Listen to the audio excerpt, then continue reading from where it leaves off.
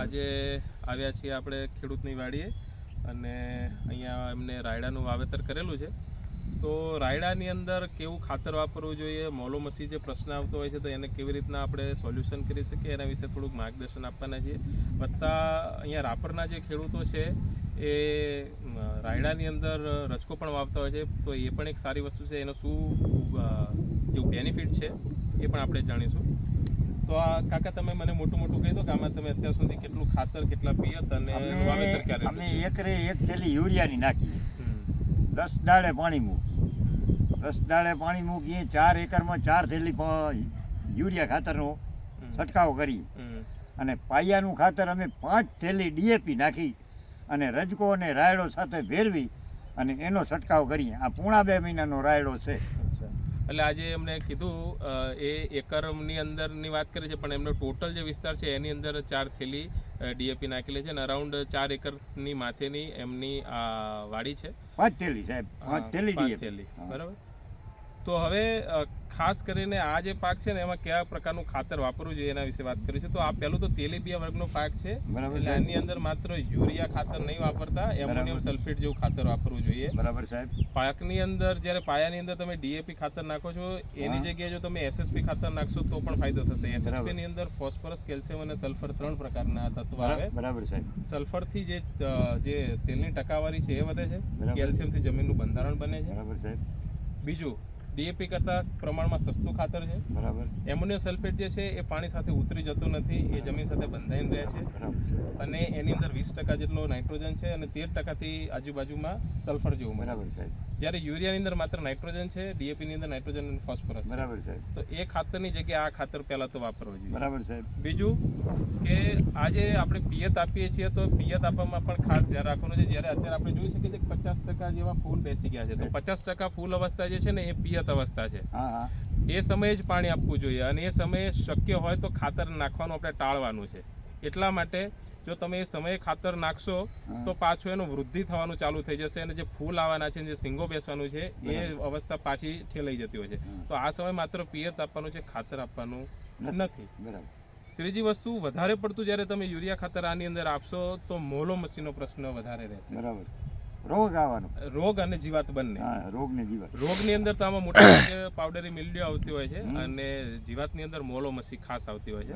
તો જે મોલોમસી છે એ આવાના 2 કારણ છે. પહેલું તો બહુ મોડું વાવેતર હોય. બરાબર. જે ભલામણ પ્રમાણેનું જે વાવેતર છે 10 ઓક્ટોબર પછી વાવેતર કરી દેવું જોઈએ. બરાબર. પણ જેટલું મોડું વાવેતર થશે એટલા મોલોમસીનો એટેક વધતો હોય છે. પહેલું કારણ એ છે. બીજું કારણ છે કે તમે વધારે પડતું યુરિયા અથવા નાઇટ્રોજન યુક્ત ખાતર આપો. જેટલું નાઇટ્રોજન યુક્ત ખાતર આપવામાં આવશે એટલો આની અંદર માત્ર કુમાસ પકડશે. જ્યાં કુમાસ હશે તો એને રસ ધરાવશે અને એની અંદર છે ને રસ વધારે હશે ને તો એ મોલોમસી રસ ચૂસવા માટે. તો એની જગ્યાએ આપણે શું કરીએ તો પીળા ચીટકા એક આવે એ લગાવી દેવાના છે. તમે જો આને પીળા કલરના ફૂલ છે ને એટલે મોલોમસી વધારે એટ્રેક્ટ થાય છે. તો આપણે શું કરીએ કે આની અંદર પીળા ચીટકા લગાવી દઈએ ને પહેલેથી, તો એ આપણા પાક ઉપર નહીં બેસતા ત્યાં બેસી જશે અને પીળા ચીટકા માર્કેટમાં વેચાતા પણ મળે છે. અને માર્કેટમાંથી ના લેવા હોય તો ઘરમાં કોઈ પીળા કલરની થેલી હોય એના પર તેલ કે ગ્રીસ લગાવી ચીટકાવી દેવા અને મૂકી દેશો તો એના પર એટેક કરશે. એટલે એક મફતિયો ઈલાજ એ છે.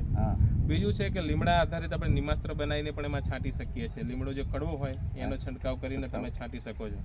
ત્રીજું છે આપણે ઘરમાં જે ચૂલો રાખતા હોઈએ તો એમાંથી જે રાખ નીકળે છે એ રાખ તમે આના પર છાંટશો ને તો પણ તમારી જે મોલોમસી આવશે ને એ મરી જશે. કારણ કે એની રાખ એના પર પડશે તો એના અંદરથી જેનું પાણી છે બધું શોષી લે છે અને એને ડિહાઇડ્રેશનની પ્રોબ્લેમ થઈ જશે. એટલે મોલોમસી છે ને મરી જતી.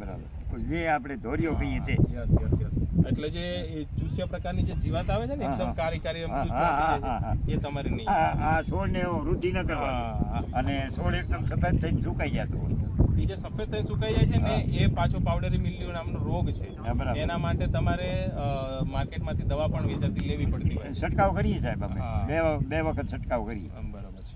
તો એ એવી રીતનું સલ્ફરયુક્ત ખાતર નાખો તો પણ જે સફેદ કલરનો રોગ જે આવે છે એમાં તમને ઘટાડો જોવા મળશે. અમે વિચાર કરીએ આની અંદર પિયત કરી અને હવે આમાં ગંધક કહેવાય ને, એ જે સલ્ફર એટલે એને 50 કિલો લઈ આવી અને 4 એકરની માલિકો રે યુરિયા ખાતર સાથે પાવડર અથવા તો રાખ જેની ચૂલાની નીકળે એના સાથે ભેરવી.